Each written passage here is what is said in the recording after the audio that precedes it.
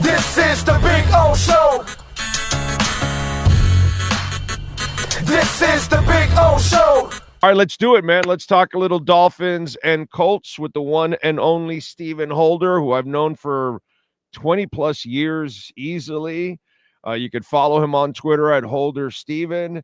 Obviously, ESPN, NFL, and Colts reporter. How you doing, my brother? Doing well, man. Doing well. Do I sound okay? I didn't. Yeah, you sound great, dude. You sound great. Brother, right, is it cool. 15 years now, Stephen? Is it at least 15 years there? I've been here since 2013, so this is going to be my 13th season covering the Colts. Listen, you couldn't have bet me $1 million, or I wouldn't have taken $1 million bet that I would be living in the Midwest for 13 years after growing up in Miami Gardens. Could see the stadium damn near from my house. But, life comes at you fast. So here we are. Yeah. No, I know, dude. I mean, wife, kids, so everything kind of developed for you. So it's worked out. Yeah. And for me, I thought the same thing. I thought it was just a stepping stone for you. Yeah. That, okay, I got the NFL beat, and then I'll take that next step. But the beauty of everything has been centralized because of the internet, because of everything. So now you do the same thing. You do the network stuff, you do the Colts stuff, and you do it all from Indianapolis anyway, because they just have everybody all over the country. So either way, you were able to stay and still branch out at the same time. You know what I'm saying? So that's exactly right. So, it worked out from a career perspective where it didn't make sense to leave, So yeah, you do what's practical, and what makes sense for you and the family. We really know that you stayed there just because you want to go to St. Elmo's every month, but that's all right. We get it. That shrimp cocktail can get you. You probably haven't had that shrimp cocktail in years, right? Because it's there. I mean, right. I mean, look, I don't go there on a regular basis because I've been there a time or two, but listen, they have have have you been to the 1933 lounge upstairs? Yes. Before? All right. So here's the cool thing. During that week, you want to go up there because sometimes you run into people. So yes. That's right. So they've built a couple of those lounges, satellite locations out in the suburbs. And they have the full menu and everything. Well, not the full menu, but just about. And so you can go eat, you can have a drink. It's actually really cool. So I go there all the time now. Don't even do it downtown. That's awesome. Actually, my favorite place there is Laria's, the Italian place. Yeah, this is an underrated food city. So I'm going to tell the guys when they come up this weekend, I'm going to call them today and say, hey, let's talk about dinner, because I don't want you guys going to the same old steakhouse. There's actually some pretty good spots here that you don't know if you're just coming for a game or a convention. So we'll work on that. Take a damn Uber, Lyft, whatever, out of the city, and you'll actually, because if you stay just in the walking distance, then you just kind of stay in the same places. That's you. Dude, I've been going I went to the Combine for 20 years. I don't know if I'm going to keep going anymore, but I went for 20 years. So I got to know, and Laria's, you have to take a cab. That's right. Out of the city for 5 or 6 minutes or whatever. But that's like a puro Italian place, buddy. I mean, that is, I mean, that place is the bomb, dude. Yeah. I love that place. So yeah, there's a lot of good spots. So if you come back, call me first. I will. We were there last year for the Colts game. And so this will lead me to this, bro. Okay, so I'm an idiot. I've been following this team forever, but I look at the Colts and I go, come on, dude, the Dolphins have to be able to beat the Colts. And they walk out with a loss against Anthony Richardson last year. And then here I am again, Steven. I'm going, well, wait a minute, bro. I mean, I'm looking at the Dolphin talent. I know they don't have a lot of depth, so I think they're going to have trouble this year, a lot more than most people think, because they have no secondary. They have no depth on the offensive line. They don't have depth in some other places that if they have any kind of injuries, it could be a real problem, okay? We still don't even know what receivers will step up if anything happens to the top two guys. You know what I'm saying? So all these kind of things are going to happen at one point or another because it is the NFL. But in week one, I'm looking at this matchup and I'm going, dude, the Dolphins they have to win. Now, I respect the coach on the other side more than I respect the coach on the Dolphins side. Okay?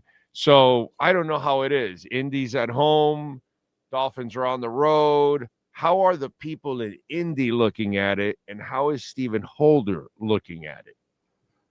I think this is one of the tougher matchups to pick in week one. And you outlined a lot of it, but the Colts they have a more familiar roster maybe because they have kept it together for a long time. But the same problem exists now that has existed for the last 5 years. They have change at quarterback. And we don't know who Daniel Jones is in a Colts uniform. We know who he was in a Giants uniform. He was a player who the Giants, who are a bad football team, said, go away. Keep the money. Go away, right? Not a compliment. And so the Colts are banking. I have said this repeatedly this week. The Colts are not banking on Daniel Jones. They're banking on the 52 other guys. And he is just sort of the band director. He's the conductor. Okay. All right. Facilitator. Yeah. Keep him as a facilitator. That's what they're hoping for. Now, that's not Super Bowl caliber, that's not going to get you warmed up or excited for an AFC championship game in town or anything. But look, baby steps, I guess. So they are banking on Michael Pittman, Josh Downs, Tyler Warren. Tyler Warren. Alec Pierce, Jonathan Taylor, completely healthy. When he's healthy, he has a big year, 1,400 plus last year. So they think they got enough to make it work, and that if he can just get him in the right play, right protection, et cetera, that's going to be enough. We'll see. It's a gamble. We will see. But that's the whole ball of wax, though. That for me, that's the whole ball of wax. But dude, that's the only way you can approach it. It's the intelligent way. Hey, let's try to, keep it simple for him. And at the same time, I will say this about Daniel Jones over Anthony Richardson. Anthony Richardson looks like he's on the all-runway team, but unfortunately, that body cannot take any punishment whatsoever. Whereas, I will give Daniel Jones this. He can take some hits, dude. He can actually run the ball. So if the pass is not there, I would imagine that he's going to be pretty active with his legs also, because he's, one thing we found out when he did get to the Giants, he's actually a better athlete than most of us ever thought he was. Right. It's a double-edged sword with Anthony Richardson. I mean, let me rephrase that. There were only two quarterbacks in the NFL last season who had more rushing yards per game than he did. One was Lamar Jackson. I think second was Jaden Daniels. So, I mean, he's in that class, but he missed games for the second year in a row. And so that is the double-edged sword. You're not getting that with Daniel Jones per se, right? But you do have to account for his legs, and he can move the pocket. He can run it, just flat out run it if he has to, right? He can escape. He doesn't want to. That's not his game, but he can do it, and he will do it when necessary. So I think for him, the key is going to be like, don't get carried away. Don't play hero ball, because he can't do that. Like, he needs to just drop back. Who's open? Throw the ball. I know it's oversimplifying it, but basically, you're going to find, if you look back at the advanced metrics, he throws to his first read like an overwhelming amount of the time, because that's his game. Get the ball out, and then I'm done. My work here is done.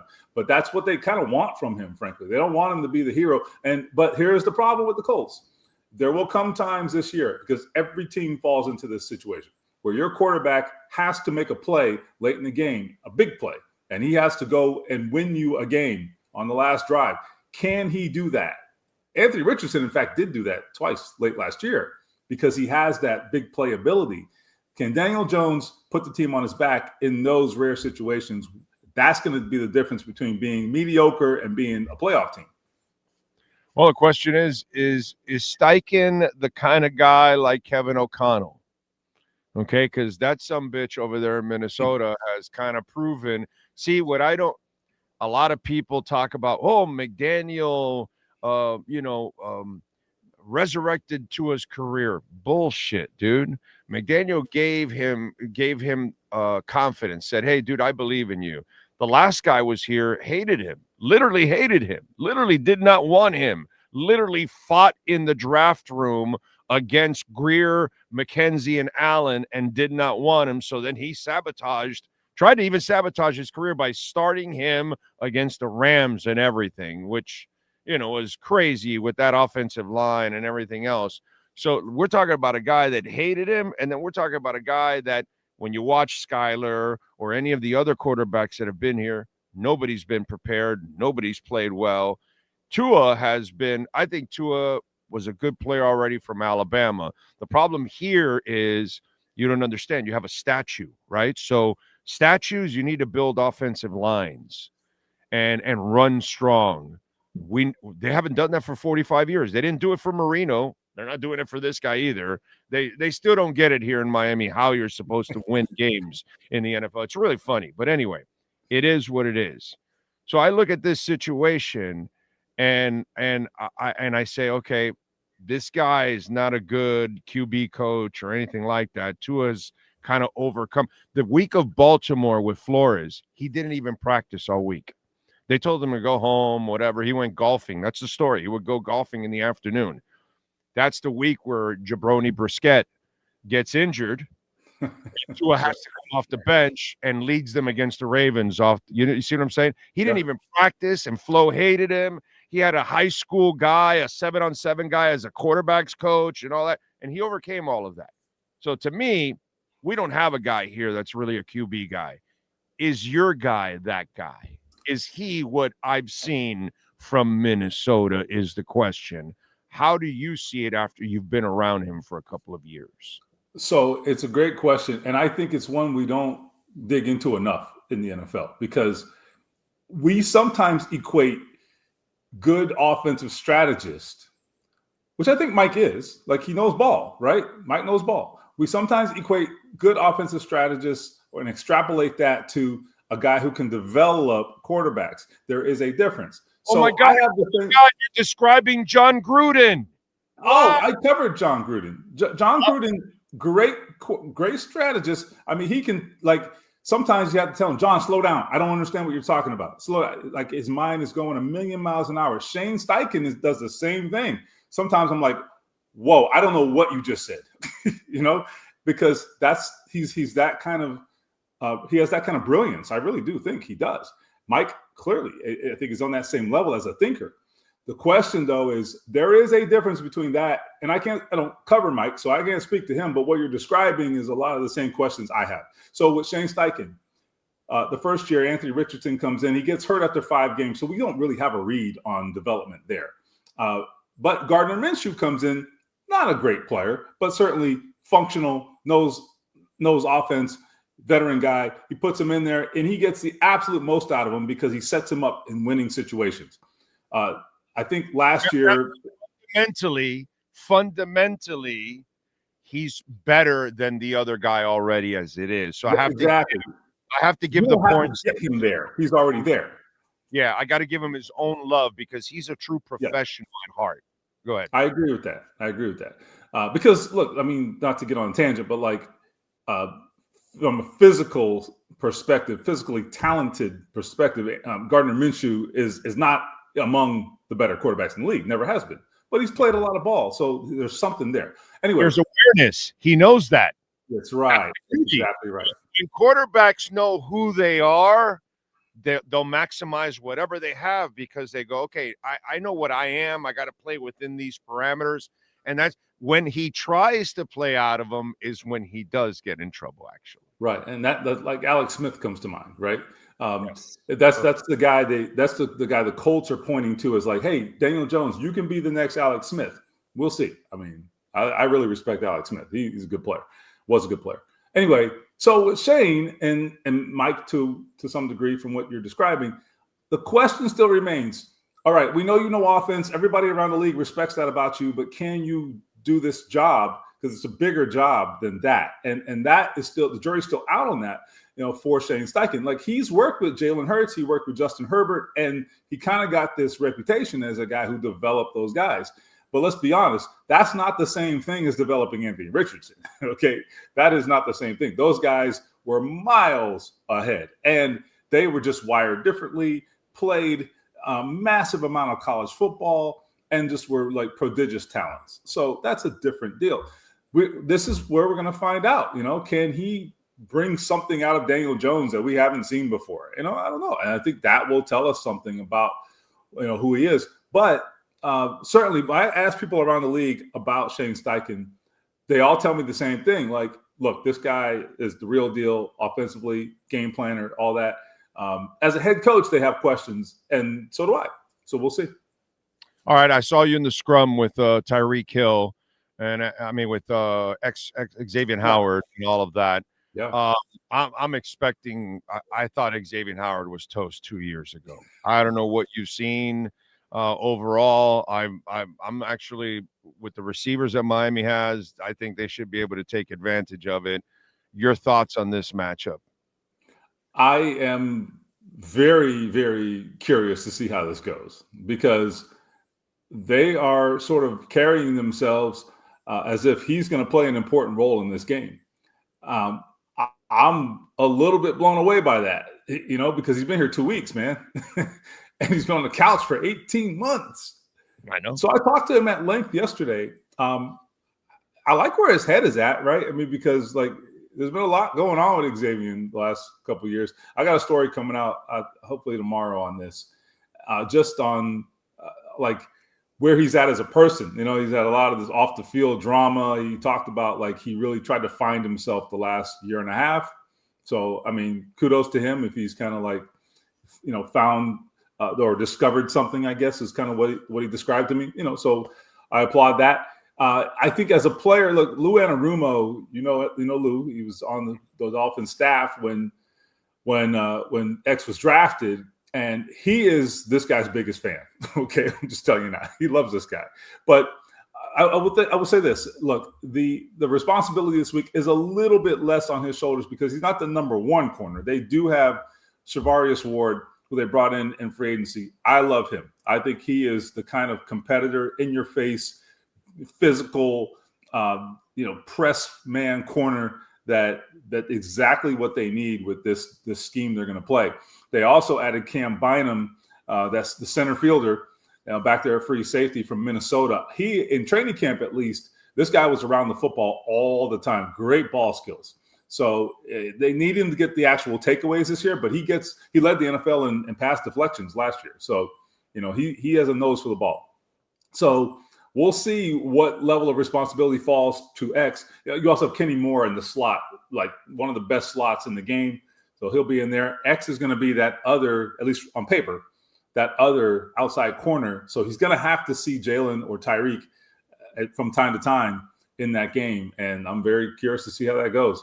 32 years old, man. I know. And Colts favored by 1. What's the prediction? I give a slight edge to the Colts. I think home field, the whole nine, Jim Irsay dedication ceremony, that's going to be very emotional. The crowd's going to be into it because of that. So they got a lot going in their favor that way. And then I do think the defense, the Colts defense, we didn't talk a lot about that other than X, but their front, if they come through, they should make this tough on Miami. They got to try to exploit that offensive line to the best of their ability. The guy to watch, Latu, excuse me. I always do that. Latu. The first defensive pick in the draft last year, he was so close on so many sacks last year. If he closes the deal, they're going to have a hell of a player on their hands this year.